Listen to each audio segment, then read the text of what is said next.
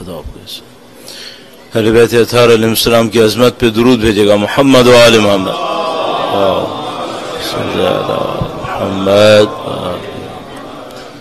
وقت کے امام کے حضور ادائے احترام کے لیے ان کی ظہور کی تعجیل کی دعا کے لیے ایک بار پھر درود بھیجے گا. محمد و آل محمد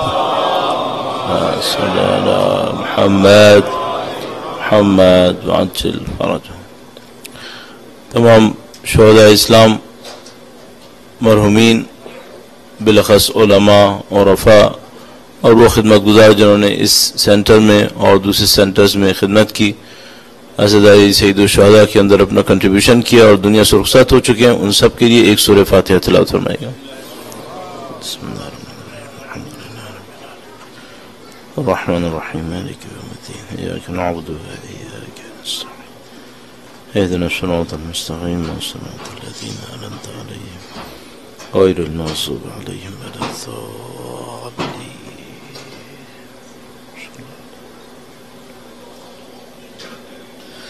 بار دیگر درود بھیجے گا. محمد و آل محمد.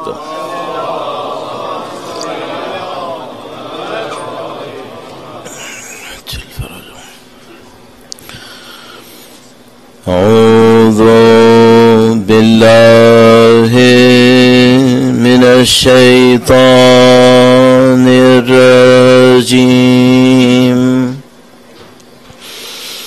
بسم اللہ الرحمن الرحیم. الحمد للہ رب العالمین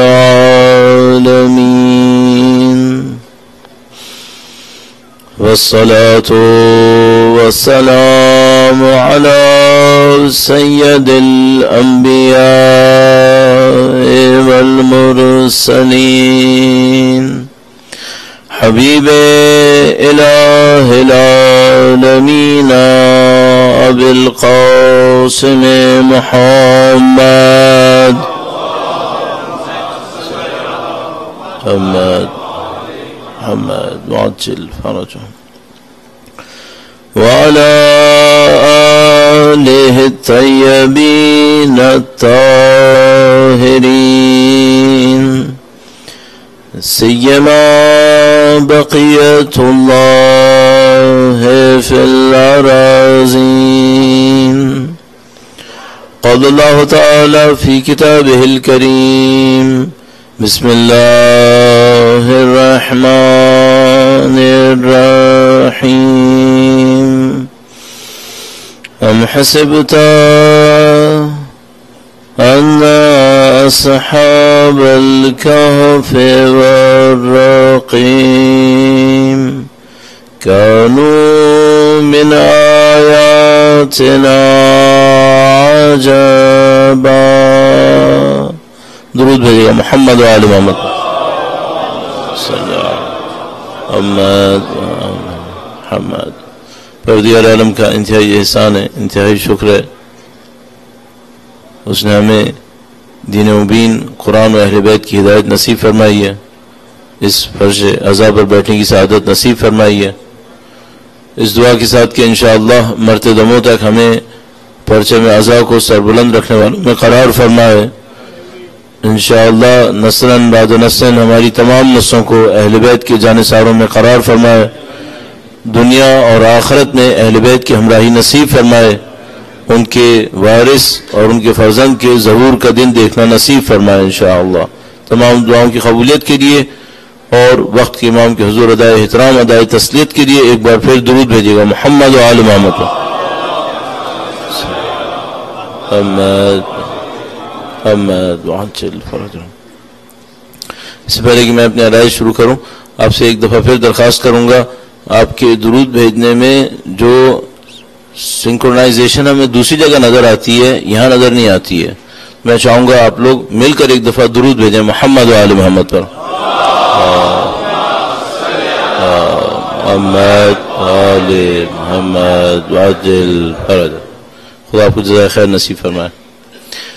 پروردگار عالم نے انسان کو کچھ چیزیں فطرت کے اندر عطا فرمائی ہیں اور جو چیزیں خدا متعال نے فطرت کے اندر دی ہیں ان کی نشانی یہ ہوتی ہے کہ ان میں کوئی تبدیلی نہیں ہوتی. وہ آپ کسی بھی زمانے کے اندر دیکھیں گے, کسی بھی جگہ پہ دیکھیں گے, انسان کے اندر فطرت مشترک فطرت ہوتی ہے. اور وہ فطرت اس لیے ہوتی ہے کہ انسان مناسب طریقے سے زندگی گزارے. بہت سارے کام ہمیں اور آپ کو سیکھنا نہیں پڑتے بلکہ اپنی فطرت سے استعمال کر کے ہم ان کاموں کو انجام دے رہے ہوتے ہیں. فطری کاموں میں کچھ چیزیں ایسی ہوتی ہیں جن کا تعلق جسم سے ہوتا ہے.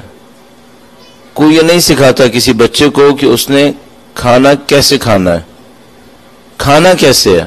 اگر یہ بچے کو نہ آتا ہوتا تو بچے پیدا ہوتے ہی مرنے لگتے. ان کو یہ پتا ہوتا ہے کہ انہیں کیا کرنا ہے.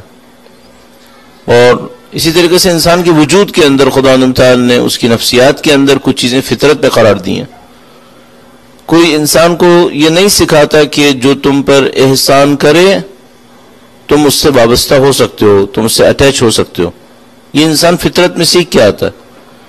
لہذا بچے اپنی ماں سے وابستہ ہو جاتے ہیں, اٹیچ ہو جاتے ہیں. کیا دنیا سکھاتی ہے کہ تمہیں ماں سے اٹیچ ہونا ہے؟ ظاہر کہ ایسی کوئی چیز نہیں سکھائی جاتی, وہ خود بخود سیکھ لیتے ہیں. جانوروں کے اندر بھی ہوتا ہے ایسا ہی ہے کہ جو ان کا خیال رکھتا ہے وہ اس سے اٹیچ ہو جاتے ہیں. تو بہت ساری چیزیں ہوتی ہیں جو انسان کی فطرت کا حصہ ہوتی ہیں اور انسان اس فطرت کو لے کر اپنے کاموں کو انجام دیتا ہے. اس فطرت کا ایک بہت اہم حصہ انسان کی یہ کیلکولیشن ہے کہ کون سی چیز اس کے فائدے میں ہے اور کون سی چیز اس کے نقصان میں ہے. نفع اور نقصان, یہ اگر دنیا میں کہیں کہ دنیا داروں کی جو سب سے اہم اصطلاح ہوگی وہ کون سی ہوگی, تو میں کہوں گا یہی نفع اور نقصان. ہر چیز میں پروفٹ اور لاس. اور حقیقت یہ ہے کہ یہی ٹرم ہم آخرت کے ماننے والوں کے لیے بھی اہم ترین ٹرم ہے, یعنی نفع اور نقصان.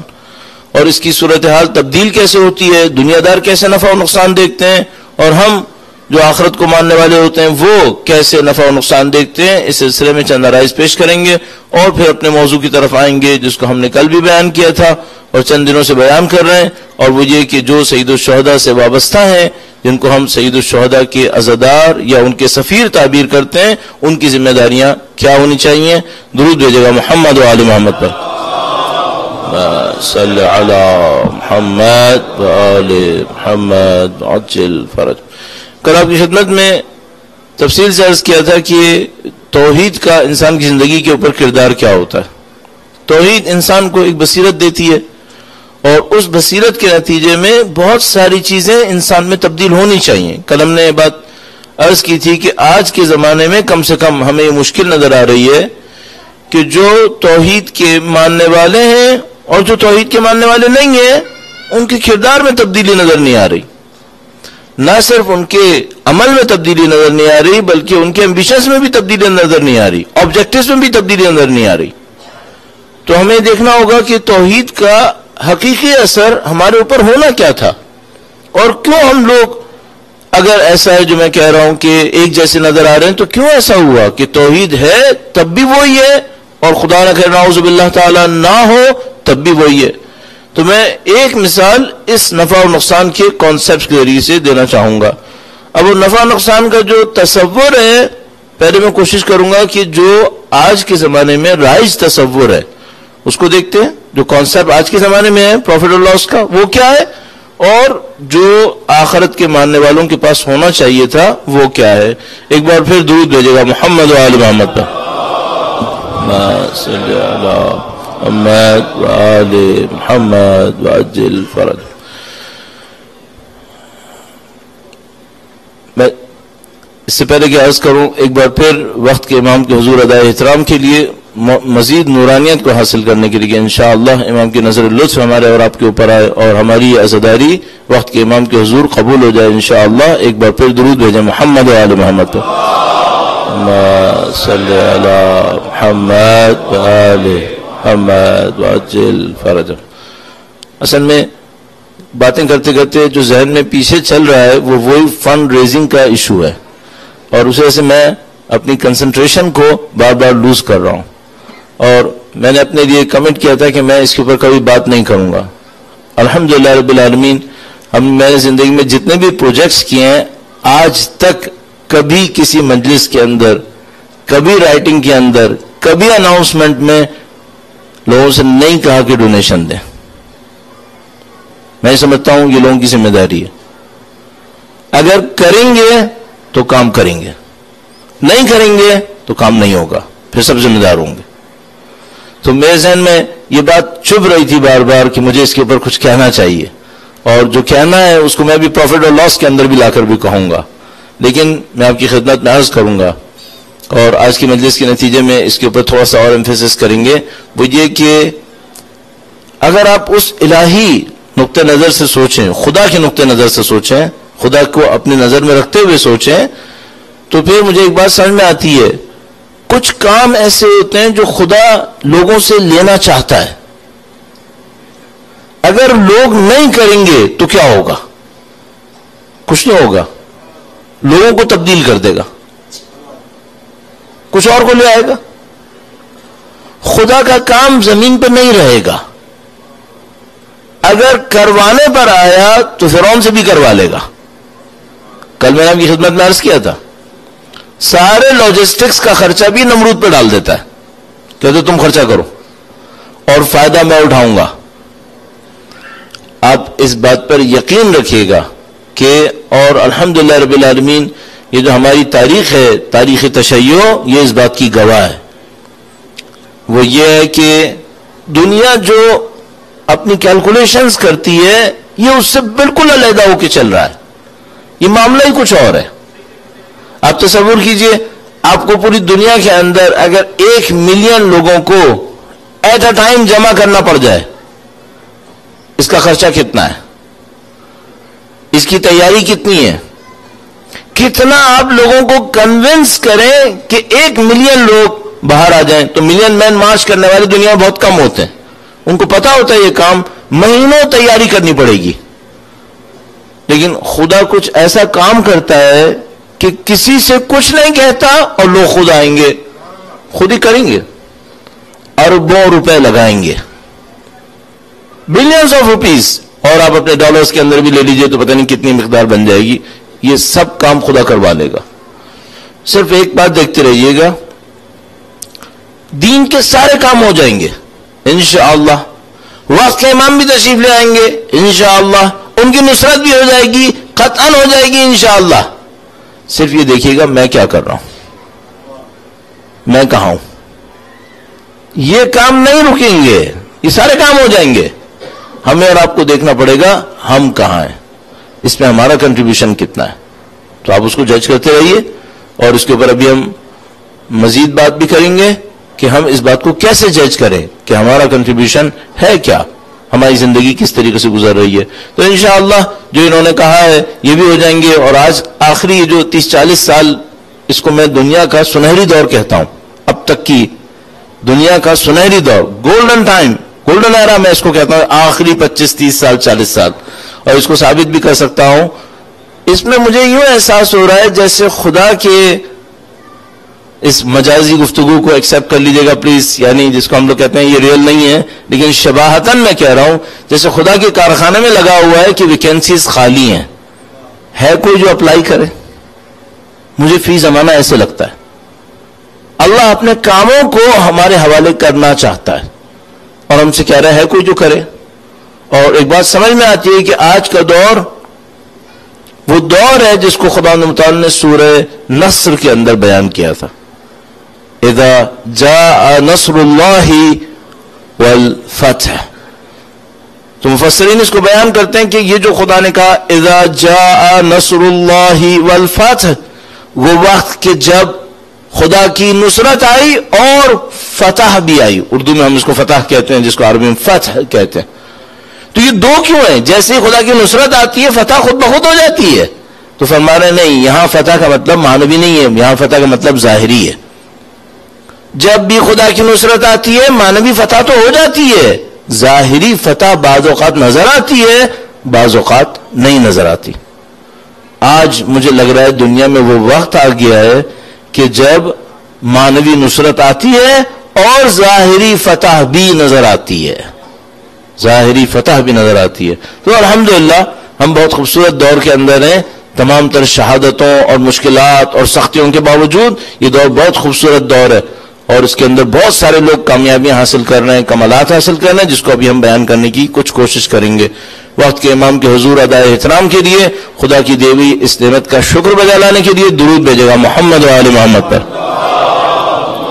صلی علی محمد و آل محمد۔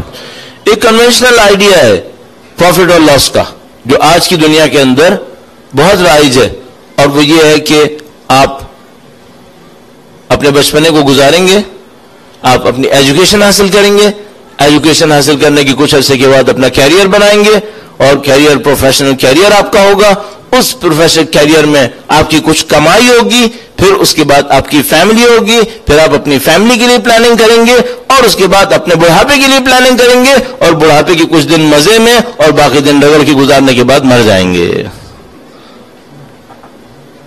یہ آج کی دنیا ہے۔ اس میں پروفٹ کیا ہے اور لاس کیا ہے؟ اس میں سارا کا سارا پروفٹ اور لاس کا جو انحصار ہے وہ اس کے اوپر ہے کہ آپ نے ظاہری طور پہ جو نظر آ رہا ہے وہ یہ کہ آپ نے کتنا کمایا، سارا انحصار اس کے اوپر بنایا ہوا ہے۔ البتہ یہ ہمیں پتا ہے کہ بعض اوقات بہت سارا کما لینے کے باوجود بھی حتیٰ یہ ظاہری کامیابی بھی نہیں لے پاتے۔ بہت دفعہ ہوا ہے ایسا، آپ کی آنکھوں کے سامنے ہوتا رہتا ہے، اور ابھی 6-7 سال پہلے 8 سال پہلے جو کچھ ہوا وہ تو سب کے حواس اڑانے کے لیے کافی تھا، کہ بہت سارے لوگ جنہوں نے بہت ساری تیاریاں کی اور انہوں نے دیکھا کہ ان کی ساری تیاریاں چند مہینوں کے اندر اینڈ ہو گئیں، ختم ہو گئیں۔ اچھا، یہ تو ابھی ہم اس پروفٹ کے اندر اور لاس کے اندر صرف یہ دیکھ رہے ہیں کتنا پیسہ کما سکا، اور کتنا پیسہ کمانے کے بعد اس نے کتنا بچا لیا، اور کتنا جو بچایا تھا اس میں سے کتنا اپنے اوپر خرچ کر سکا۔ یعنی وہ جو اصولی قاعدہ پوری دنیا کے اندر موجود ہے، پہلے پیسہ کماؤں گا اور اپنے آپ کو گواؤں گا، پیسہ کماؤں گا اور اپنے آپ کو بیمار کروں گا، اور پھر جو پیسہ کمایا تھا اس سے اپنی بیماری سے لڑوں گا۔ ہم یہی کر رہے ہیں۔ کوئی یہ سوچنے کو تیار نہیں ہے کہ اس کے علاوہ کیا ہو سکتا تھا۔ آیا خدا کے نظام میں بھی یہی تھا، یا خدا کے نظام میں کچھ اور بھی تھا اس کے علاوہ؟ تو اب میں اس کو اس طرح سے سوچتا ہوں کہ یہ جو نظام ہے جس کے اندر میں نے ابھی بریفلی آپ کو عرض کیا، اس کے اندر جو کچھ پروفٹ اور لاس ہے اس کا بھی میں نے سٹینڈرڈ آپ کی خدمت میں عرض کیا، ان سب کے اندر ایک پرابلم ہے۔ اس میں زندگی کی کیلکولیشن کتنی مدت پر ہے یہ دیکھنی پڑے گی۔ 3 بڑے سوال ہیں یہاں پہ۔ نمبر 1، آپ کی زندگی ہے کتنی؟ پہلا سوال۔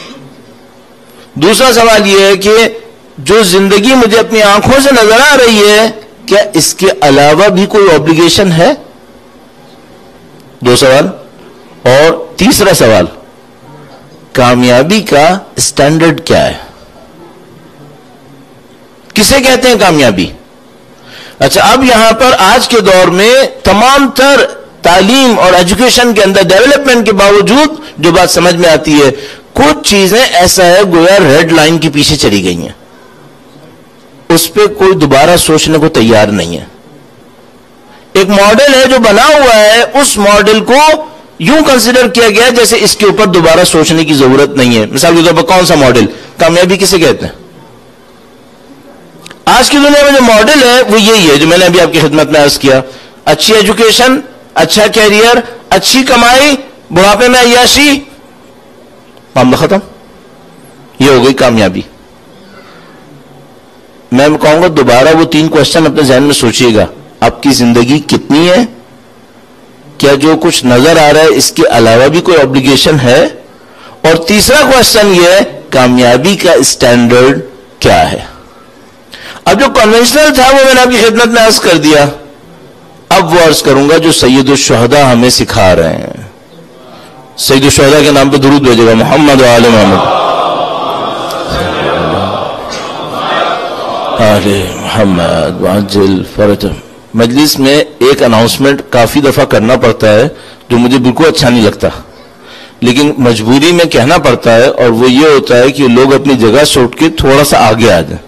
اچھا لوگوں کو بہت برا لگتا ہے کہ بھائی جہاں بیٹھے وہیں بیٹھے رہنے دو, یہاں سے اٹھاؤ نہیں, لیکن مجبوری ہوتی ہے کہ پھر باقی پیچھے لوگ کھڑے رہ جاتے ہیں. تو میں آپ سے درخواست کروں گا کہ درود پڑھتے ہوئے تھوڑا سا آگے تشریف لائیے. درود بھیجیے گا محمد و آل محمد.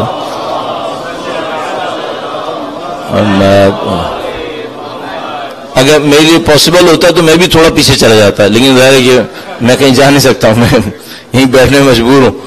تو میں آپ ہی سے درخواست کروں گا کہ آپ تھوڑا سا آگے تشریف لائیے, جو گیپس ہیں اس کو تھوڑا سا فل کر لیجئے. آج تو ابھی 6 محرم ہے, محرم کی 6 تاریخ ہے. 3 دن کے بعد یہاں پہ بہت زیادہ رش ہونے والا ہے, اور پھر میں آپ کو جگہ نکالنے کی مہارت دکھاؤں گا 3 دن بعد میں انشاءاللہ. ابھی ضرورت نہیں ہے, ابھی اتنے گیپس پہ بھی کام چل جائے گا. درود بھیجے گا محمد و آل محمد پہ. صلی اللہ محمد. ہم جو سید الشہداء کے ماننے والے ہیں, ہمارے ساتھ ایک کام مسلسل ہو رہا ہے, اور وہ کیا ہے؟ ہم جس انوائرمنٹ میں رہ رہے ہیں وہ ہمیں کچھ سکھاتا ہے, اور جب عزا میں آتے ہیں تو امام حسین کا نام کچھ اور سکھاتا ہے, کچھ اور سکھاتا ہے. یہ جو کانٹرڈکشن ٹائپ کا ہے یہ مسلسل چل رہا ہے. ہم جہاں رہتے ہیں وہاں ہمیں سکھایا جاتا ہے زندگی یہی ہے جو دنیا میں ہے, اور امام حسین بار بار سکھاتے ہیں کہ جو دنیا کی زندگی ہے یہ بہت چھوٹی سی ہے, اس کی کوئی ورتھ نہیں ہے. ہمیں اس دنیا میں سکھایا جاتا ہے یہ جو زندگی ہے وہ یہی ہے, اور یہ سب سے زیادہ وردی چیز یہی ہے, یہی ہے جو پرائس لیس ہے. اور سید الشہداء بار بار کیا سکھاتے ہیں؟ یہ بہت چھوٹی سی ہے, اس کی زیادہ قیمت نہیں ہے, یہ وہ بیچنے کی چیز ہے جس کو صحیح داموں بیچو تو اچھے دام مل سکتے ہیں, اس کی زیادہ قیمت نہیں ہے. سید الشہداء یہ سکھاتے ہیں. اچھا ہمارے جو دنیا کا نظام ہے جس میں ہم زندگی گزار رہے ہیں وہ ہمیں سکھاتا ہے ایجوکیشن, کیریئر, پروفیشن, کمائی, بڑھاپے میں مزے, معاملہ ختم. اور سید الشہداء کہتے ہیں کہ اگر زندگی یہ ہے تو اس زندگی کو میرا سلام, مجھے کچھ نہیں چاہیے, میرے نزدیک زندگی یہ نہیں ہے. اصل سید الشہداء کی زندگی موت کی ڈیفینیشن بالکل ڈیفرنٹ ہے. اور آپ کی خدمت میں عرض کروں گا, کبھی بھی آپ کو موقع ملے سید الشہداء کے اقوال پر مشتمل کوئی ایک کتاب لے لیجئے گا. خطبات امام حسین سید الشہداء کے اقوال پر مشتمل ایک کتاب ہے, رائٹر سید صادق نجمی نام کر کے.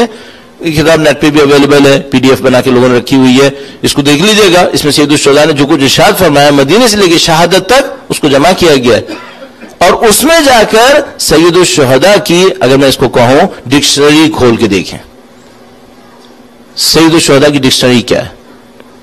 ہم زندگی یہ سمجھتے ہیں یہ جو دنیا میں ہے, امام فرماتے ہیں اس کی کوئی زیادہ حیثیت نہیں ہے. اچھا موت ہمارے لیے بہت بڑی مصیبت ہے. سید الشہداء موت کے لیے کہتے ہیں مل موت الا القنطرہ, موت ایک پل سے زیادہ نہیں ہے جو تمہیں چھوٹے میدان سے بڑے میدان کی طرف لے جاتی ہے. ہم سمجھ رہے ہیں یہی سب کچھ ہے, دنیا ہمیں یہ سکھا رہی یہی سب کچھ ہے. امام فرما رہے ہیں اس کی تو کوئی ویلیو ہے ہی نہیں اصلا. موت مصیبت ہے, امام فرما رہے ہیں موت تو صرف ایک پل ہے, یہاں سے ادھر جانا ہے, ختم ہو گیا معاملہ. ہم کہہ رہے ہیں ہماری obligation یہی ہے, ایجوکیشن, کیریئر, پروفیشن, کمائی, مزے. امام فرما رہے ہیں اگر زندگی یہ ہے تو مجھے زندگی سے کوئی سروکار نہیں ہے, میرے نزدیک زندگی کچھ اور ہے. اور ابھی میں عرض کروں گا امام کے نزدیک زندگی کیا ہے. اصل اسٹینڈرڈز ہی کچھ اور ہیں. پھر ہم پوچھتے ہیں مولا ہمارے نزدیک کامیابی یہ ہے تھوڑی سی شہرت مل جائے, تھوڑا پیسہ ہاتھ میں ہو, تھوڑی زندگی کے مزے ہوں, یہ ہمارے نزدیک کامیابی ہے. امام فرما رہے ہیں یہ تمہیں نزدیک بہت حقیر ہے. آپ خود سوچئے گا جو اسٹینڈرڈز ہمارے یہاں زندگی میں کامیابی کے ہیں, آپ کے یہاں کس کیا ہیں؟ مثلا بے ایریا یا جو کچھ بھی آپ کہیں اس کو, یہاں پہ زندگی کی کامیابی کیا ہے؟ ایک آدمی ہوگا جس کی ایجوکیشن اچھی ہوگی, وہ دنیا کی مشہور ترین کمپنیوں کے اندر کام کر رہا ہوگا, اس کے پاس کنٹریبیوشن کی وجہ سے کچھ اس کے پاس ایوارڈز وغیرہ ہوں گے, اس کی ٹھیک ٹھاک کمائی ہوگی, اس کا کچھ مہنگا گھر ہوگا, اور اس نے کچھ پیسہ چھوڑا ہوا ہوگا جو بعد میں اس کے کام آ جائے گا. یہ تھی کامیابی. اس کو ملا امام حسین کے سامنے رکھیں, اور پوچھے مولا میں نے زندگی میں یہ کام کیا ہے، اور امام کیا فرمائیں گے؟ ماشاءاللہ کامیاب ہو گئے. آپ خود دیکھ رہے ہیں کتنا کانٹرڈکشن ہے. کتنے چھوٹے ہم لگنے لگتے ہیں جب امام کے سامنے اس کو لے کے جاتے ہیں. کتنے چھوٹے لگ رہے ہیں. اچھا آپ مجھ سے پوچھ سکتے ہیں مولانا یہ کیا کر رہے ہیں آپ؟ اگر یہ سب نہیں ہے تو اور کیا ہے پھر؟ سر سید الشہداء سے پوچھیے. اگر کوئی سید الشہداء کے سامنے آتا اس وقت، ان کے والد گرامی کے سامنے آتا اور کہتا مولا یہ میری ایجوکیشن، یہ میرا پروفیشن اور کیریئر، یہ میرے ایوارڈز، یہ میری دولت، میری ورتھ کتنی ہے، کیا کہتے ہیں امام؟ اچھا اب آپ کہہ سکتے ہیں کہ بھئی یہ تو بہت ہی ویگ ہے، یہ بتائیں. اچھا امام کیا پوچھتے؟ امام کیا پوچھتے؟ تو میں اپنے طور پہ یہ سوچ رہا ہوں، امام سب سے پہلے پوچھتے یہ بتاؤ تم نے اللہ کی بندگی میں کیا کیا ہے؟ ما خلقت الجن والانس الا لیعبدون، ہم نے جن و انس کو بس اس لیے خلق کیا کہ ہماری بندگی کریں. ان میں سے بہت ساری چیزیں تم نے اپنے نفس کی خاطر کی ہوئی ہیں. تم نے اللہ کی بندگی میں کیا کیا یہ بتاؤ. اچھا ہم کہیں گے بھئی اللہ کی بندگی ہوتی کیا تھی؟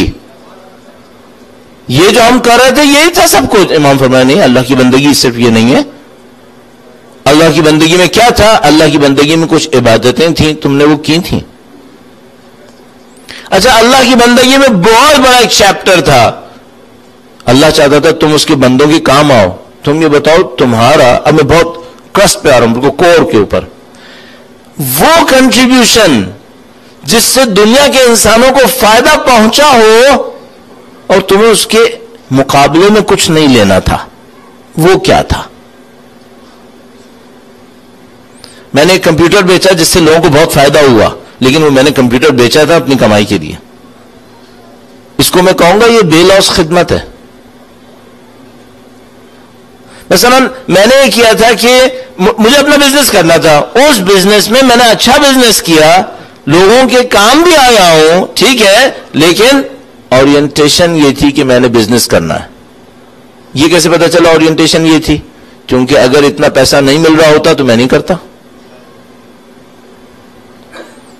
اس کو میں کہتا ہوں تمہارا بے لوس کنٹریبیوشن کتنا ہے؟ دنیا کے کتنے بندوں کو تم نے بے لوس فائدہ پہنچایا ہے یہ بتاؤ. امام اس کو سکسیس کہتے. پھر اس کے بعد امام اور ان کے والد گرامی ایک اور بہت بڑا کانسیپٹ ہمارے سامنے لاتے جس سے شاید ہم غفلت کر رہے ہوں گے. درود بھیجے گا محمد و آل محمد پر صلی اللہ علیہ. دیکھیے ابھی تک بھی آتے ہوئے میں ایک پکچر بناتا ہوں. ہمیں اہل بیت کی زندگی کو بہت اچھی طرح سمجھنا چاہیے. میں ایک تصویر بنانے کی کوشش کرتا ہوں. فرض کرتے ہیں 61 ہجرہ تھا، فرض کر لیں 60 ہجرہ، یزید حکومت پہ آ گیا ہے. سید الشہداء کی سوسائٹی میں بہت رسپیکٹ ہے. سید الشہداء بہت سارا سوشل ورک کر رہے ہیں جس کو ہم لوگ سوشل ورک کہتے ہیں. سید الشہداء مدینے میں بیٹھ کر دین کی تبلیغ بھی کر رہے ہیں، جو ہماری لائف میں خیر رولز کا بھی ڈفرینس ہے. صحیح. سید الشہداء کی رسپیکٹ ہے. سید الشہداء تمام عبادتیں کر رہے ہیں. سید الشہداء دین کی تبلیغ بھی کر رہے ہیں. سید الشہداء انسانوں کی خدمت بھی کر رہے ہیں. کربلا جانے کی کیا ضرورت تھی؟ اگر مین آبجیکٹیوز آف لائف لیں تو عام انسان کا تو مسئلہ ہی کچھ اور ہے. عام انسان کا تو آبجیکٹیو آف لائف جو بنا ہوا ہے اس وقت وہ جو 3-4 چیزیں میں نے بتایا، ایجوکیشن، کیریئر، پیسہ، فلاں، دیٹس اٹ. امام حسین نے کہا تو اس کی تو خیر داستانی چھوڑ دو. میں کہہ رہا ہوں اس سے آگے چلے جاتے ہیں. عبادت ہو رہی ہے. ابھی تو میں نے آپ سے کہا عبادت بھی ہدف ہے، اس کو دیکھنا پڑے گا کتنی عبادت کی ہم نے. دوسری بات تھی انسانوں کی خدمت. سید الشہداء بہترین عبادتیں کر رہے ہیں، ان سے بہتر عبادت کوئی نہیں کر سکے گا. انسانوں کی خدمت کر رہے ہیں، ان سے زیادہ سوشل ورک کوئی نہیں کر پائے گا. وہ دین کو پھیلا بھی رہے ہیں، مدینے کے اندر بیٹھ کے درس و تدریس کر رہے ہیں. لیکن جب یزید حکومت پہ آتا ہے تو امام کہتے ہیں نہیں اب میری کچھ اور ذمہ داری ہے. اور وہ ذمہ داری کیا ہے؟ وہ جس کی خاطر میں اور آپ یہاں بیٹھے ہیں. کہا مجھے کربلا جانا ہے، مجھے اس کا مقابلہ کرنا ہے. یہ ایک علیحدہ چیپٹر ہو گیا. یہ چیپٹر کون سا ہے؟ ظالم سے لڑنا ہے اور مظلوم کا ساتھ دینا ہے. اچھا میں اپنے آپ سے پوچھوں گا میری لائف میں یہ چیپٹر ہے؟ کیا یہ میری پرائیورٹی ہے؟ ابھی تو ہم زیادہ تر ان لوگوں سے ڈیل کر رہے ہیں جن کی پرائیورٹی میں نے بتایا ایجوکیشن، کیریئر، پیسہ، معاملہ ختم.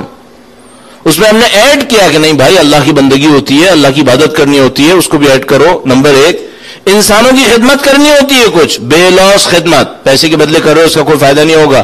کچھ ایسا بھی ہوتا ہو جو بے لوس کیا کیا ہے. 2 تیسرا ایک اور چیپٹر کھول دیا ان کے والد گرامی نے اور خود انہوں نے، وہ یہ کہ نہیں یہ اتنا بھی کافی نہیں ہے، ایک اور چیپٹر ہے. وہ کیا ہے؟ یہ بتاؤ تم ظالم سے کب لڑے تھے؟ اچھا میں کہوں گا مولا کیا یہ کمپلسری ہے ہر آدمی ظالم سے لڑے؟ فوج بنا لیتے ہیں وہ لڑ لے گی. اہل بیت کہہ رہے ہیں نہیں یہ بھول جاؤ فوج لڑے گی، تم نے لڑنا ہے. اس میں کیا واقعا واجب ہے کہ ہر انسان ظالم سے لڑے؟ امام فرماتے ہیں ہاں واجب ہے. کونا للظالم خصما وللمظلوم عونا، تم لوگ ظالم کے دشمن بن جاؤ، مظلوم کی مددگار بنو. کسی نیوٹرلزم کو ایکسپٹ نہیں کرتے. اچھا ہم لوگوں میں سے کتنوں کی زندگی میں یہ پرائیورٹی ہے کہ ظالم سے لڑنا ہے؟ ہم لوگ ظلم کی خبریں سنتے ہیں، اس پہ اظہار افسوس بھی کرتے ہیں، کبھی کبھی سمجھتے نہیں ہمارا کام نہیں ہے، ہم کچھ اور کر رہے ہیں. اچھا آپ کیا کر رہے ہو پھر؟ اور اگر آپ کچھ اور کر رہے ہیں تو آپ سید الشہداء کی یاد میں یہاں تک آتے ہیں، یہ کیوں نہیں پوچھا کہ امام ہم سے کیا چاہ رہے تھے؟ 10 سال سے ہم یہاں پر آ رہے ہیں تو ہم نے یہ کیوں نہیں پوچھا کہ امام کی پرائیورٹیز کیا ہے لائف کے لیے؟ ہمیں اپنے رول کو ڈیفائن کرنا پڑے گا. اصلا ہمارا امام سے جو اٹیچمنٹ ہے وہ نام کا ہے یا کام کا ہے؟ نام کا اٹیچمنٹ تو سب رکھ سکتے ہیں، یہ کام کون کرے گا؟ اور یہ نام کا اٹیچمنٹ کب تک چلے گا؟ ایک بہت خطرناک تصویر ہے میرے ذہن کے اندر. ہماری نیکسٹ جنریشن اس نام کے اٹیچمنٹ کو لے کے زیادہ عرصے آگے نہیں جائیں گی. اگر اس میں کام ایڈ کریں گے تو شاید وہ سمجھ سکیں گے کہ اس کے اندر سبسٹنس ہے، تب شاید ساتھ دیں گے. سبسٹنس کیا ہے؟ سبسٹنس یہ جو میں نے ابھی آپ سے عرض کیا، اپنی لائف کے آبجیکٹیوز کو ڈھونڈیے اور امام حسین کے سامنے پیش کریں، امام حسین کے سامنے پریزنٹ کریں، مولا میں نے آپ سے یہ سیکھا ہے، یہ کافی ہے. اب جیسے آپ یہاں پہنچتے ہیں امام آپ کے کیریکٹر کے اندر کچھ چیزیں دیکھنا چاہتے ہیں، اور اگر آپ کے کیریکٹر کے اندر وہ چیزیں ہوئیں تو آپ امام حسین کے راستے پر آسانی سے چلیں گے. خدا اگر نعوذ باللہ تعالیٰ وہ چیزیں نہیں ہوئی تو چلنا بہت مشکل ہے. میں اس کو ایک کو ہائی لائٹ کروں گا اور وقت ختم ہو رہا ہے. اختتام پذیر کریں گے، درود بھیجے گا محمد و آل محمد پر.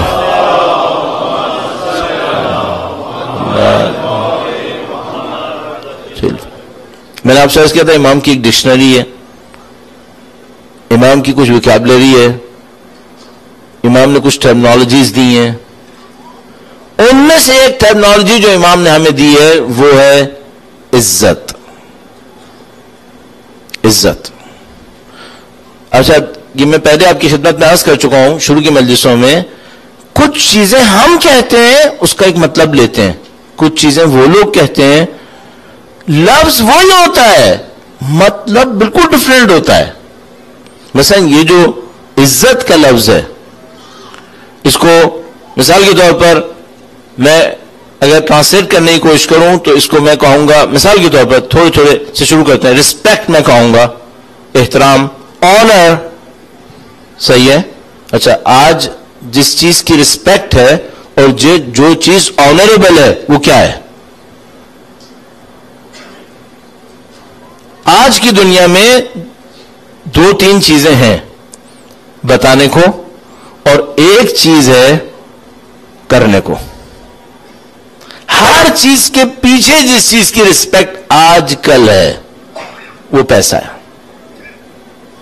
ہاں بتانے کو کچھ اور چیزیں بھی ہیں، سائنس بھی ہے، مثلا نالج، آپ کا کنٹریبیوشن، آپ کی پروفیشن کے اندر ایکسپرٹیز، آپ کا انوویشن، یہ سب چیزیں یہ بتانے کا ہے. لیکن جو کرنے کا ہے میجر پاپولیشن کر رہی ہے وہ پیسہ ہے. رسپیکٹ آنر اس کے اوپر ہے. فیم لے آؤ, پاور لے آؤ, پیسہ لے آؤ, یہ رسپیکٹ ہے. اچھا, اور امام عزت کسے کہتے ہیں؟ کون سی چیز امام کے نزدیک عزت ہے؟ اصل مولا نے کہا کہ میرے پاس کچھ ایسی چیزیں اس کے بغیر بے عزت زندگی نہیں ہے. اصلا امام کے نزدیک بے عزت زندگی ہی نہیں ہے, ان کے کانسیپٹ آف عزت کے اندر رہتے ہوئے. الحیات فی موتکم قاہرین والموت فی حیاتکم مقہورین, امام نے فرمایا اس کو میں بیان کرنے کی کوشش کرتا ہوں. الحیات فی موتکم قاہرین, اگر تم عزت سے ہو تو تمہاری موت میں تمہاری زندگی ہے. اگر تمہارے پاس عزت ہے تو تمہاری موت میں تمہاری زندگی ہے, اور تمہارے پاس عزت نہیں ہے نا تو تمہاری زندگی میں تمہاری موت ہے. الحیات فی موتکم, زندگی تمہاری موت کے اندر ہے. کب؟ قاہرین, تو تمہارے پاس عزت ہے. والموت فی حیاتکم, اور موت تمہاری زندگی ہوگی, تمہاری زندگی موت ہوگی. کب؟ المقہورین, جب تم لوگ پست ہو چکے ہوگے. امام عزت کو زندگی کہتے ہیں. عزت کیا ہے؟ عزت یہ ہے کہ میں غلط بات کے اوپر سر نہیں جھکاؤں گا. عزت یہ ہے. امام کے اقوال ایسے ہیں, اور عربی میں اس کا عجیبی لطف ہے, لیکن بھارا اردو اور دوسری زبانوں کے اندر بھی سمجھا جا سکتا ہے. اور اقوال میں سے ایک قول امام کا یہ قول ہے, اور مجھے یقین ہے کہ ہمارے جو دوست احباب سید الشہداء کے چاہنے والے مصیبتوں میں پڑتے ہیں, آزمائشوں میں پڑتے ہیں, کبھی میدان جنگ کے اندر, کبھی جیلوں کے اندر, ادھر ادھر, وہ ان اقوال کو پڑھ پڑھ کے اپنے خون کو زندہ رکھتے ہیں. امام نے فرمایا الا ان الداعی ابن الداعی قد رکزنی بین اثنتین الذلۃ والذلہ وہیہات من الذلہ. فرمایا اس پست انسان, ابن پست انسان نے مجھے دو چیزوں کے درمیان لا کر کھڑا کیا ہے, یا تو میں شمشیر سے قربان ہو جاؤں اور یا میں اس کی ذلت کی زنجیریں بندھوا لوں. یا میں شمشیروں سے قربان ہو جاؤں, السلہ, یا میں شمشیریں لوں, شمشیریں آئیں میں جسم کے ٹکڑے ٹکڑے کریں. قد رکزنی بین اثنتین السلۃ والذلہ, یا میں شمشیر لوں یا میں ذلت لے لوں. امام نے فرمایا وہیہات من الذلہ, ذلت ہم سے بہت دور ہے, ہم ذلت نہیں لیں گے. اچھا مولا, آپ جب ذلت نہیں لیں گے اور آپ نے نہیں لینا ہے, اور مدینے سے کہا تھا کہ جن گودیوں میں میں پلا ہوں وہ بیعت نہیں کرنے دیں گی. امام کا ایک نسب ہے, امام کا ایک انوائرمنٹ ہے, امام کی ایک پرسنالٹی ہے. امام فرما رہے ہیں میں جو کچھ ہوں میں یہ ذلت برداشت نہیں کروں گا. اگر آپ ذلت برداشت نہیں کریں گے تو نیکسٹ آپشن آپ کے سامنے شمشیر ہے. کیا آپ یہ قبول کریں گے؟ فرمایا ہاں, میں شمشیریں لوں گا, میں جسم کٹواؤں گا, ان میں ذلت نہیں لوں گا. میں آپ سے ایک بات پوچھوں گا, یہ چیپٹر ہماری زندگی میں ہے؟ یہ چیپٹر ہماری زندگی میں کس جگہ پر ہے؟ ہم نے کس ظالم کو للکارا ہے؟ ہم نے کس مظلوم کا ساتھ دینے کے لیے اپنی جان کو خطرے میں ڈالا ہے؟ جہاں کہیں ہمارے سامنے چیلنج آتا ہے ہم اپنی ذات کو پہلے پرائرٹی دیتے ہیں, اپنی لائف کو بنانے کی کوشش کرتے ہیں. سید الشہداء کا یہ میسج نہیں ہے. سید الشہداء ہمیں کسی اور دنیا میں بھیجنا چاہ رہے ہیں. اچھا, جو لوگ سید الشہداء کا ساتھ دینے آئے تھے ان کی فصلیں نہیں تھیں, ان کے بزنسز نہیں تھے, ان کی بیویاں نہیں تھیں, ان کے بچے نہیں تھے, یہ سب کچھ تھا. لیکن سید الشہداء نے ان کو سکھایا کہ نہیں, تمہاری لائف کی پرائرٹیز یہ نہیں ہے. یہ سب کچھ صحیح ہے, آپ مجھ سے کہیں کیا مطلب, یہ بچے چھوڑ دیں, کاروبار چھوڑ دیں, تعلیم چھوڑ دیں, نہیں رکھیں. پرائرٹی یہ نہیں ہے, یہ لائف کا ایک حصہ ہے, پرائرٹی کچھ اور ہے. ان سب کو بھی اس کے لیے استعمال ہونا ہوتا ہے, نہ کہ اس کے لیے ساری زندگی گزرنی ہوتی ہے. مثال کے طور پر میں اپنے اوپر اگر رکھ کے کہوں میں ساری زندگی گزاروں اور اپنے لیے کیریئر بناؤں اور اپنے لیے سب کچھ بناؤں، اور جب خدا کا دین مجھ سے کہے کہ چلو اس ظالم سے لڑو، تو میں کہوں کہ نہیں، میرے پاس بچے ہیں، میرے پاس پیسہ ہے، میرے پاس جائیداد ہے، اگر میں لڑنے گیا یہ سب میرے ہاتھ سے نکل جائے گا، میں یہ لڑائی نہیں لڑ سکتا، پھر کہاں سے میری پرائرٹی امام حسین ہوئے؟ عزیزان محترم، یہ حسینیت ہے، یہ حسینیت ہے، اور یہ وہ حسینیت ہے جو مجھے اور آپ نے یہاں آ کے سیکھنی ہے۔ جب سید الشہداء نے ہمیں یہاں پر بلایا ہے تو صرف اس لیے نہیں بلایا کہ میں اور آپ اپنی زندگی کے اندر اپنی تمام پرائرٹیز کو ویسے ہی فالو کریں، جو امام حسین کو نہیں مانتے وہ فالو کرتے ہیں، پھر ہم یہاں پر اپنے پاک ٹائم کے اندر جمع ہوں اور زندگی کے 5-10 دن یہاں پر گزارنے کے بعد اپنے آپ کو مطمئن کہیں ہم حسینی ہو گئے۔ آپ نام کے حسینی ہوں گے، پھر میں نام کا حسینی بنوں گا اگر میں نے یہ کیا، تو آپ مجھ سے کہیں گے پھر مجھے کیا کرنا ہوگا؟ مجھے دیکھنا پڑے گا امام حسین کی پرائرٹیز کیا تھیں، اس کے اوپر مجھے کام کرنا پڑے گا۔ میری زندگی کے اندر اللہ کی بندگی ہونا چاہیے، امام حسین نے ایسا کیا تھا۔ میری زندگی کے اندر ظالم سے لڑنا ہونا چاہیے، امام حسین نے ایسا کیا تھا۔ میری زندگی کے اندر کسی مظلوم کا ساتھ دینا ہونا چاہیے، امام حسین نے ایسے ہی کیا تھا۔ یہ میری زندگی کا حصہ ہونا چاہیے، اور اس کی خاطر اگر مجھے قربانی دینی پڑے تو دوں یا نہ دوں؟ اگر امام حسین کے راستے پر مجھے چلنا ہے اور مجھے ان کا سفیر بننا ہے تو ہاں دوں۔ جان خطرے میں ڈالوں؟ ہاں۔ ہم لوگوں نے یوں سوچا ہے جیسے کربلا تاریخ کا ایک حادثہ، نعوذ باللہ تعالی۔ ہم لوگ تاریخ دہرانے کے لیے یہاں پہ نہیں آئے، ہم سید الشہداء کی تاریخ سے، کربلا سے سیکھتے ہیں تاکہ اپنے آپ کو کربلائی بنائیں۔ ہم بار بار کہتے ہیں یا لیتنا کنا معاکم، یہ وہ درس ہے عزیزان محترم، عزت کا درس جو سید الشہداء میں دے رہے، اور مجھے یقین ہے کہ اگر سید الشہداء مجھے اور آپ کو اس فرش عزا تک لائے ہیں اور انہوں نے ہمیں یہاں بیٹھنے کی اجازت دی ہے، اس کا مطلب ہے سید الشہداء ہم سے یہ توقع کر رہے ہیں، امام حسین ہم سے یہ توقع کر رہے ہیں کہ تمہاری زندگی کے اندر بھی وہ راستہ آنا چاہیے جس راستے پر امام نے قربانی دی ہے۔ تو عزیزان محترم، اللہ کی بندگی آپ کی پرائرٹی میں سے ہونا چاہیے، اللہ کے دین اور اس کے بندوں کی نصرت آپ کی پرائرٹی ہونی چاہیے، دنیا کے ظالموں کا مقابلہ کرنا آپ کی پرائرٹی ہونی چاہیے، مظلوموں کا ساتھ دینا آپ کی پرائرٹی ہونی چاہیے۔ اس کے لیے قربانی دیں یا نہ دیں؟ ہاں ہونا چاہیے۔ کون دے گا؟ میں کل کے لیے رکھتا ہوں، آپ کی زحمت تمام کروں گا۔ کل کے لیے جو میں ٹاپک رکھنا چاہوں گا وہ یہ کہ توحید مجھے تیار کرتی ہے کہ میں اس کے لیے قربانی دے سکوں، جب وہ میرے اندر ریفلیکٹ ہوتی ہے۔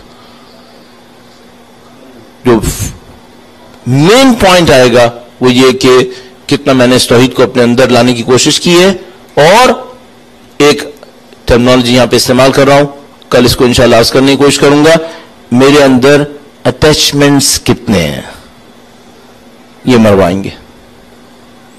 اس کو میں کل عرض کرنے کی کوشش کروں گا، اور وہ ہوگا، کانسیپٹ ہوگا آزاد انسان۔ ہم لوگ آزادی کے نام پہ کیا خرید رہے ہیں اور کیا بیچ رہے ہیں، مجھے سمجھ میں نہیں آ رہا کیا ہو رہا ہے۔ یہ جو ہم آزادی کے نام پہ خرید رہے ہیں یہ عین غلامی ہے، اور جو سید الشہداء میں آزادی کے نام پہ دیکھ رہے ہیں میں کل آپ کی خدمت میں عرض کرنے کی کوشش کروں گا۔ عزیزان محترم، سید الشہداء ہمیں عزت مند دیکھنا چاہتے ہیں، عزت دینا چاہتے ہیں، اور وہ عزت ایسی عزت ہے جس میں فخر ہے۔ اتنی قربانیاں دی سید الشہداء نے اس عزت کی خاطر۔ ان کی عزت وہ تھی جس کو خدا نے ان کو دیا تھا، کوئی اس سے چھین نہیں سکتا تھا ان سے، لہذا لاشیں بھی پامال کیے تو کیا سید الشہداء کی عزت میں کوئی کمی آئی؟ سید الشہداء نے اس عزت الہیہ کو ثابت کیا کہ دیکھو ہم حاملین عزت ہیں، اللہ کی دی ہوئی عزت ہمارے پاس ہے۔ ان العزت للہ ولرسولہ وللمؤمنین ولکن المنافقین لا یعلمون۔ اور سید الشہداء اس عزت کا پیغام دینے کے لیے اپنے سارے سرمایہ حیات کو، زندگی کے سارے ایسٹس کو لے کر تشریف لائیں۔ لائف کے ایسٹس کیا ہیں؟ اس کا بھی کبھی بیچ میں نے بولنے کی کوشش کی, آپ جائزہ لے چکے ہوں گے, سید الشہداء کے ایسٹس کیا ہیں. سید الشہداء نے عرب دنیا کے نامی گرامی پہلوانوں کو جمع نہیں کیا. سید الشہداء اپنے خاندان کو لے کے چلے تھے, خاندان کے علاوہ بھی کچھ لوگ ان کا ساتھ دینے کے لیے تیار ہو گئے تھے. اگر کوئی ساتھ نہیں دیتا سید الشہداء اکیلے بھی جاتے. سید الشہداء صرف اپنی آل اولاد کو لے کے بھی چلے جاتے. مختصر لوگ ساتھ دینے کے لیے تیار ہو گئے. سید الشہداء نے ان کو جانے کا بھی موقع دیا, ان کو جانے پر جنت کا وعدہ بھی دیا. کچھ لوگ سید الشہداء کے اہل و عیال ہیں, حتی سید الشہداء نے اپنے اہل و عیال کو بھی امتحان کے لیے تیار کیا. ہمارے پاس واقعہ موجود ہے. سید الشہداء مکہ مکرمہ سے کربلا معلیٰ کی طرف گامزن تھے. راستے میں سواری پر چلتے چلتے تھوڑی سی دیر کے لیے سید الشہداء کی آنکھ لگی, اور جب جاگے تو فرمایا انا للہ و انا الیہ راجعون. یہ احساس ہوتا ہے جیسے حضرت علی اکبر سید الشہداء کے ہمیشہ ساتھ ساتھ چلتے رہتے تھے. یہ کہ سید الشہداء تھوڑی دیر کے لیے سوئے یا کہیے کہ آنکھ لگی اور اٹھے اور فرمایا انا للہ و انا الیہ راجعون, فوراً حضرت علی اکبر ساتھ تشریف لائے. اور عزیزان محترم, باپ اور بیٹے کی محبتوں کو یہاں پہ نوٹ کرنے کی ضرورت ہے. سید الشہداء کامل باپ ہیں. ایک عام باپ اپنے بچے کو کتنا چاہتا ہے؟ سید الشہداء عام باپ نہیں ہے. سید الشہداء باپ ہونے کے ناطے کامل انسان ہے. ان کی جو محبت اپنے بچے کے لیے ہے میں اور آپ سوچ ہی نہیں سکتے. اور جو حضرت علی اکبر کے اندر معیارات موجود ہیں اس کو بھی میں اور آپ نہیں سوچ سکتے. سید الشہداء کا ایک جملہ ہمیں بتاتا ہے صرف, یہ چاہنے والا باپ ہے اور یہ چاہے جانے والا بیٹا ہے. فوراً اپنے باپ کو دیکھتے ہیں کہ پریشان ہے, کلمے استرجاع پڑا ہے, اپنے باپ کا ساتھ دینے کے لیے فوراً نزدیک آتے ہیں اور کہتے ہیں بابا آپ نے کیوں کہا انا للہ و انا الیہ راجعون.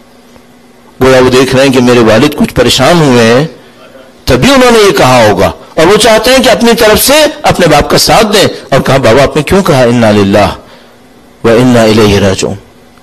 کہا بیٹا میں نے خواب دیکھا ہے کہ جیسے یہ قافلہ چل رہا ہے اور کوئی آواز دے رہا ہے کہ یہ قافلہ تو جا رہا ہے لیکن موت اس کے ساتھ ساتھ آ رہی ہے, موت اس کے ساتھ ساتھ آ رہی ہے. گویا سید الشہداء نے علی اکبر کو بتایا کہ بیٹا جس قافلے میں تم چل رہے ہو اس میں زندگی نہیں ہے, اس میں آخر میں موت ہے. اب اس چاہنے والے بیٹے کو اپنے باپ کو دلاسا دینا ہے کہ بابا یہ خبر میرے لیے بری خبر نہیں ہے, اس خبر سے مجھے کوئی پریشانی نہیں آئی. تو فوراً والد گرامی سے پوچھا السنا علی الحق, بابا کیا ہم حق پہ نہیں ہیں؟ قطعاً حضرت علی اکبر جانتے ہیں کہ حق پر ہیں. اپنے باپ کے سامنے, اپنے والد گرامی کے سامنے اپنی بصیرت, اپنا وعدہ دوبارہ ثابت کرنا چاہتے ہیں. کہتے ہیں بابا کیا ہم حق پہ نہیں ہیں؟ فرمایا یقیناً ہم حق پر ہیں. فرمایا اذن لا ابالی, پھر مجھے کوئی پرواہ نہیں ہے کہ موت میرے اوپر کیسے آیا, میں موت کے لیے تیار ہوں. ان لوگوں نے موت کو زندگی دیکھا ہے. ان لوگوں نے سید الشہداء کے تمام کانسیپٹس کو قبول کیا ہوا ہے, اپنی ذات میں لیا ہوا ہے. علی اکبر ایسے انسان ہے. اور عزیزان محترم, میں نے کچھ سخت باتیں شاید آپ کے سامنے کہی ہوں, لیکن میں اپنے دل کی گہرائی سے اپنا عقیدہ آپ کے خطاب میں عرض کروں گا. یقیناً سید الشہداء آپ کے اندر کچھ دیکھ رہے ہیں تو آپ کو یہاں بلایا ہے. شاید سید الشہداء مجھے اور آپ کو ہماری تمام تر کوتاہیوں کے باوجود وہ عزت دینا چاہ رہے ہیں جس کے لیے انہوں نے جان دی ہے. سید الشہداء مجھے اور آپ کو عزت مند بنانا چاہتے ہیں. سید الشہداء مجھے اور آپ کو اس کمال کے اوپر تمام تر ہماری کوتاہیوں کے باوجود پہنچانا چاہتے ہیں. لہذا انہوں نے ہمیں یہاں آنے کا موقع دیا. تو آپ اس پہ فخر کر سکتے ہیں کہ سید الشہداء آپ سے ایک امید رکھ رہے ہیں. اور یہ جو مصائب ابھی بیان ہوں گے میں کہوں گا یہ بہت اچھا لمحہ ہے آپ کے لیے. یہاں پہ کچھ جوان بیٹھے ہیں اور جیسے کہ ہمارے پاس روایات موجود ہیں کہ سید الشہداء علی اکبر کو لائے تھے جوانوں کا سردار بنایا. جوانوں کا سردار بنایا. تو میں اپنے ان جوان دوستوں سے کہوں گا کہ کیا آپ کے دل میں نہیں آرزو آئے گی کہ آپ حضرت علی اکبر کے لشکر میں جائیں؟ آپ اپنے کیریکٹر کو پہچانیں, آپ اپنے رول کو پہچانیں. سید الشہداء نے آپ کو حضرت علی اکبر جیسا دیا ہے سردار بننے کے لیے. آج حضرت علی اکبر سید الشہداء کے ساتھ ساتھ جب عاشور کا دن آیا تو سید الشہداء نے فجر کی اذان دینے کے لیے علی اکبر کو بلایا. سید الشہداء کے ہر کام میں ایک راز ہوتا تھا. ہم جانتے ہیں کہ حضرت علی اکبر شکل میں, آواز میں اور اخلاقیات میں رسول اللہ سے انتہائی زیادہ شباہت رکھتے تھے. اور ہمارے پاس یہ روایت موجود ہے کہ جو لوگ بعد میں مسلمان ہوئے تھے, جنہوں نے اللہ کے رسول کو نہیں دیکھا تھا یا نئی نسلیں تھیں, یہ لوگ مدینے آتے تھے اور حضرت علی اکبر کا انتظار کرتے تھے. جو اللہ کے رسول کو دیکھے ہوئے تھے وہ بھی علی اکبر کو دیکھ کر کہتے تھے رسول خدا بالکل ایسے ہی تھے, بالکل ایسے ہی تھے. لہذا جب عاشور کا دن آیا سید الشہداء نے علی اکبر سے کہا کہ بیٹا علی اکبر آپ اذان دیجئے. اور جیسے ہی حضرت علی اکبر نے اذان دینا شروع کی گویا امام حسین کے خیموں سے رونے کی آوازیں آنے لگیں. لوگوں کو رسول اللہ کی یاد آئی. سید الشہداء چاہتے تھے کہ لوگ اللہ کے رسول کو یاد رکھیں اور دنیا کو یہ بتائیں کہ دیکھو ہم رسول اللہ کے ماننے والے ہیں, ہم رسول اللہ کے پرچم کے لیے یہاں پہ جمع ہوئے ہیں. اور جو ایک وقت آیا کہ حضرت علی اکبر اپنے والد کے سامنے کھڑے ہوئے اور اپنے والد سے کہا کہ بابا میں جنگ کی اجازت چاہتا ہوں, مجھے میدان جنگ میں جانے دیا جائے. اگر کوئی اور مجاہد یہ اجازت مانگنے آتا تھا تو سید الشہداء پہلے مرحلے میں اس سے کہتے تھے کہ تمہیں ابھی جانے کی ضرورت نہیں ہے. علی اکبر وہ واحد مجاہد ہے جس کو سید الشہداء نے خود بھیجا ہے میدان جنگ کے لیے. ان کا بیٹا ہے اور وہ چاہتے ہیں کہ میرا بیٹا سب سے پہلے میدان جنگ کے اندر جائے. لہذا ہمارے پاس وہ مشہور و معروف سلام ہے جس کے اندر یہ مصرع آتا ہے کہ اگر عابد بیمار نہ ہوتے تو میں عابد کو تم سے پہلے بھیجتا, مگر عابد تو ہیں بیمار, تقدم ولدی, تم آگے بڑھو میرے بیٹا. کتنی آسانی سے میں نے کہہ دیا کہ سید الشہداء نے اپنے جوان بیٹے سے کہا کہ تم بڑھو.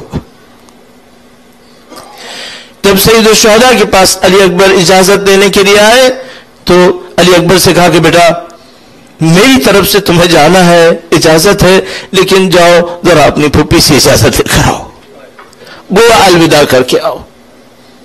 ایسو شاید آج کی دنیا میں ہم ان رشتوں کو نہ سمجھ سکیں. شاید ایسا ہو کہ میرا جیسا مرد اس محبت کو نہ سمجھ سکے, لیکن مجھے یقین ہے ہماری خواتین بہت آسانی سے اس محبت کو سمجھ پائیں گی جو بی بی زینب سلام اللہ علیہا اور علی اکبر کے درمیان تھی. ماں سے بڑھ کر چاہنے والی ہے, ماں سے بڑھ کر. کل میں نے آپ کی خدمت میں عرض کیا کہ انہوں نے اون محمد کا روحانی پڑھا تھا. جب حضرت علی اکبر بی بی زینب سلام اللہ علیہا کے پاس الوداع کرنے کے لیے آئے ہیں تو عزیزو تمام بیویاں تشریف فرما تھیں. حضرت علی اکبر کو جانتی ہیں, ان کے جگر کا ٹکڑا ہے, اور ہمارے پاس روایت موجود ہے کہ علی اکبر ایک بیوی کو الوداع کرتے تھے. مثلا جب خیمے سے نکلنے لگتے تھے تو کسی اور بیوی کو یاد آتا تھا اور وہ علی اکبر کو واپس بلا لیا کرتی تھی. تو ہمارے پاس یہ روایت اس زمانے سے موجود ہے کہ خیمے کا پردہ 7 دفعہ اٹھا ہے اور 7 دفعہ گرا ہے. چونکہ علی اکبر آنے لگتے تھے اور واپس بلا لیے جاتے تھے, اور ایک بار پھر لوہا ہوتا تھا, ایک بار پھر گریا ہوتا تھا, پھر دوبارہ جانے لگتے تھے, پھر واپس بلایا جاتا تھا. نہیں کہہ رہے تھے کہ مت جاؤ, لیکن بھیجنا ساتھ پڑ رہا تھا. علامہ ذیشان درجوادی صاحب اعلی اللہ مقامہ نے بہت خوبصورت استنباط کیا یہاں پر. فرمایا کہ ہمارے پاس ایک راوی موجود ہے جو روایت کرتا ہے, اور میں آپ کا وقت لوں گا سید حضرت علی اکبر کے ان مصائب کے اوپر. مجھے لگ رہا ہے کہ میں وقت کو بہت کراس کر چکا ہوں, لیکن عزیزان محترم یہ میرے لیے سال میں ایک دفعہ سب سے اچھا موقع ہے حضرت علی اکبر کے مصائب بیان کرنے کا. میں آپ کو زحمت دوں گا اس وقت کی, لیکن آپ سے بس التجا کروں گا کہ تھوڑا بی بی زینب سلام اللہ علیہا کے غم کو دیکھیے گا. حضرت علی اکبر جب آخری دفعہ خیمے سے نکلنے لگتے ہیں تو راوی کہتا ہے کہ آخری دفعہ جب علی اکبر کو بلایا گیا تو کسی نے ابا کا نیچے سے دامن پکڑ کے گھسیٹا.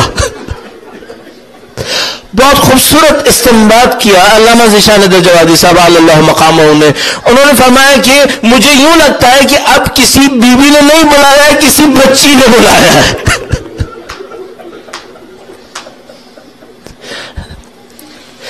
کوئی تمام بچے جمع ہوئے میں اور الوداع کا عمل انجام پا رہا ہے.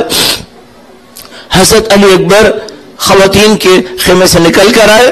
ایک اور روایت آپ کی خدمت میں عرض کروں. دشمن ایک روایت کرتا ہے, کہتا ہے علی اکبر جب خیموں سے الوداع کہہ کر آئے تو پیچھے ایسے ماتم ہوا جیسے کسی گھر سے جنازہ اٹھا ہے.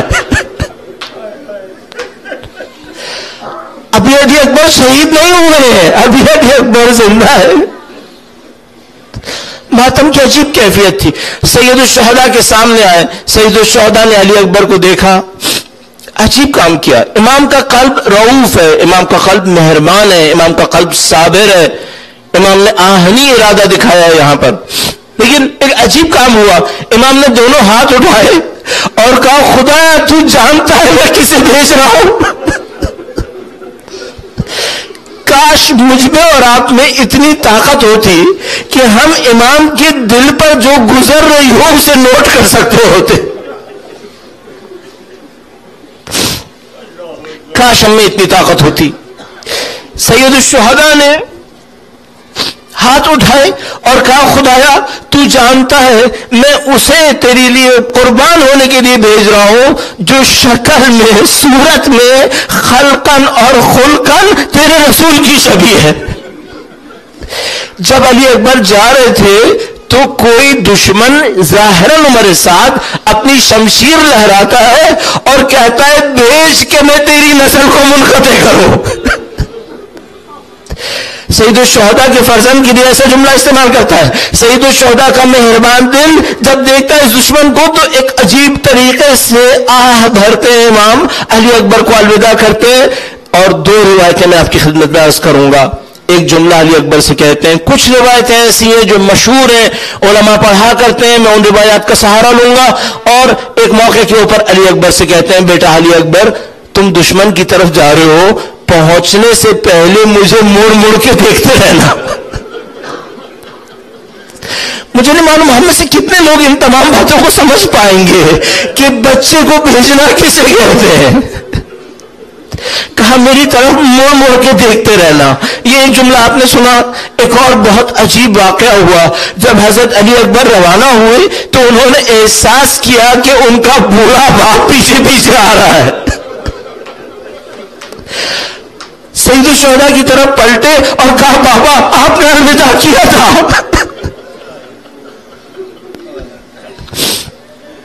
بہت سخت تھا سید الشہداء کے لیے. اللہ کے لیے سب کچھ برداشت کر لیا لیکن بہت سخت تھا. حضرت علی اکبر میدان جنگ کے اندر آئے. ایسے بس ایک ڈیٹیل اور بھی عرض کروں گا آپ کی خدمت میں. جب کوفیوں نے دیکھا کہ علی اکبر آئے ہیں اور بہت سارے کوفی حضرت علی اکبر کے چہرے اور رسول خدا کی شباہت کو جانتے تھے تو کوفی پیچھے ہٹ گئے اور کوفیوں نے کہا کہ ہم شبیہ رسول پر شمشیر نہیں چلائیں گے. جب کوفی پیچھے ہٹے تو شامی سامنے آ گئے اور شامی جو سامنے آئے تو ان کو بتایا گیا یہ علی کی اصل میں حسین کا بیٹا آیا ہے. اب آپ سمجھ رہے کہ انہوں نے حسین کا بدلہ علی اکبر سے لینا ہے.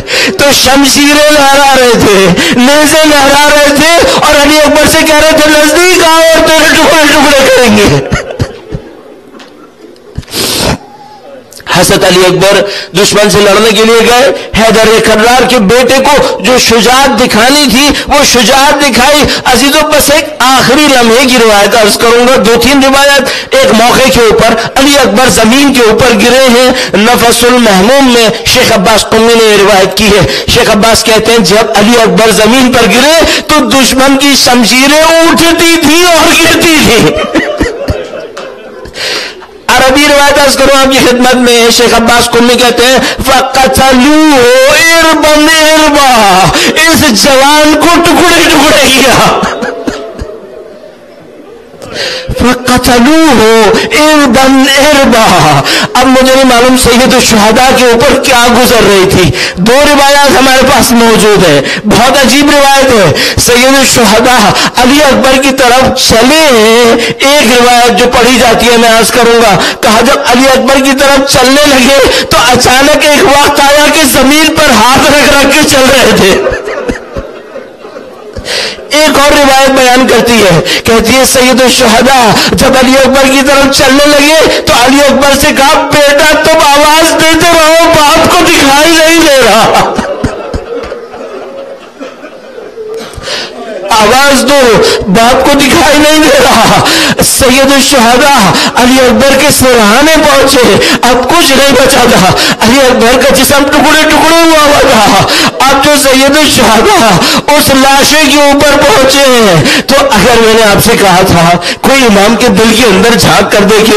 عزیزو اب جو روایت عرض کر رہا ہوں اس میں یقین ہے سید الشہداء نے ارشاد فرمائی ہے, تمام مستندات کے اندر ہے. سید الشہداء نے عجیب جملہ کیا, کاش میں اور آپ اس جملے کے اندر غم کو دیکھ پاتے. سید الشہداء نے علی اکبر کے لاشے کے اوپر کھڑے ہو کر کہا وَعَلَتْ دُنْيَا بَعْدَكَ الْعَفَا, اکبر تیرے بعد دنیا پہ خاک, اب دنیا میں میرے لیے کچھ نہیں. اکبر تیرے بعد دنیا پہ خاک, وَعَلَتْ دُنْيَا بَعْدَكَ الْعَفَا, اب کچھ نہیں ہے اس دنیا کے اندر. اللہ اکبر. اب عزیزو ایک عجیب سنگین مرحلہ ہے. ایک بوڑھا باپ ہے اور ایک جوان لاشا ہے. سید الشہداء نے جوان بیٹے کا لاشا خیمے کے اندر لانا ہے. اب کس نے مدد کے لیے آنا تھا؟ بی بی زینب سلام اللہ علیہا خیمے کے دروازے پر تشریف لائیں. علماء نے گفتگو کی ہے خیمے کے دروازے پر کیوں آئی. ان کو پتا تھا سید الشہداء نے نصیحت کی تھی کہ بیبی جب تک میں زندہ ہوں آپ خیمے سے باہر مت آئیے گا. تو عزیزو جواب میں کہتے امام حسین علی اکبر کے لاشوں کو دیکھ رہے تھے, غم اتنا شدید تھا. بی بی زینب نے دیکھا میرا بھائی غم میں ڈوبا جا رہا ہے, دروازے پر آ کر کھڑی ہوئی تاکہ حسین مجھے دیکھے, لاشے سے نہ اٹھے. اب ایک آخری جملہ بس, میں آپ کو بہت زحمت دی, میں اپنے وقت کو گزار چکا ہوں بہت زیادہ پہلے, لیکن آپ کو بڑی زحمت دینے کے بعد اب ایک آخری جملہ, ایک شعر جو علامہ ذیشان الجوادی صاحب اس موقع کے اوپر پڑھا کرتے تھے. یہ کون سا موقع ہے؟ جب بی بی زینب سلام اللہ علیہا خیمے کے دروازے پر کھڑی ہے, اپنے بھائی کا ساتھ دینا چاہتی ہیں. جو لوگ اردو سمجھ سکتے ہیں بہت آسان شعر ہے. فرمایا لاشا ہے برابر کا بھیا سے نہ اٹھے گا. جب بیٹا جوان ہو جاتا ہے نا تو باپ کے برابر ہو جاتا ہے. عزیزو غم دیکھیے گا اس میں. لاشا ہے برابر کا، بھیا سے نہ اٹھے گا، میں پالنے والی ہوں، گودی میں اٹھا لوں گی۔ اجرکم اللہ، بی بی زینب سلام اللہ علیہ آپ کو اجر نصیب فرمائے۔ لاشا ہے برابر کا، بھیا سے نہ اٹھے گا، میں پالنے والی ہوں، گودی میں اٹھا لوں گی۔ لعنت اللہ علی القوم الظالمین، وسیعلم الذین ظلموا أَيَّ منقلب ينقلبون۔ ماتم حسین۔